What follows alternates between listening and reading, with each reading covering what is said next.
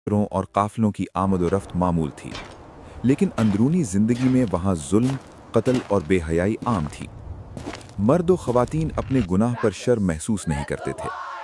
सबसे बदनाम गुनाह था हम जिन्स परस्ती, जो शहर के मर्द खुलेआम करते और उसे फितरत के मुताबिक करार देते थे। ये अमल ना सिर्फ इस्लामी तालीमात के खिलाफ था, बल्कि इंसानी फितरत के भी मुनाफी था। हजरत लूत ने बारहा अपनी कौम को हिदायत देने की कोशिश की, लेकिन वो सुनते नहीं थे।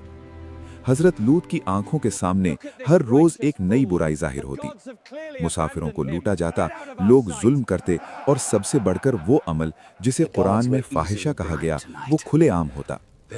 लूत अपनी कौम को बताते, ये रास्ता हलाकत की तरफ ले जा रहा है, अल्लाह ने ये फेल हराम करार दिया है। लेकिन लोग इनकी बातों को मजाक समझते, धमकियां देते और कभी कभी तो कहते, हमें तुम्हारे मजहब की जरूरत नहीं, ये हमारा हक है। ये अल्फाज लूत के दिल पर बोझ बन गए, क्योंकि वो जानते थे कि गुनाह की सरकशी सबसे खतरनाक होती है। लूत ने अपनी कौम को बुलाया, घरों, बाजारों और चौराहों में उनकी इस्लाह की कोशिश की। उन्होंने नरमी से कहा, अपने नफ्स पर काबू पाओ, अल्लाह की हुदूद का एहतराम करो, शादीशुदा ताल्लुकात के दायरे में रहो। लेकिन कौम के लिए ये बात नाकाबिल कबूल थी। उनके नज़दीक बेहयाई और हमजिन्स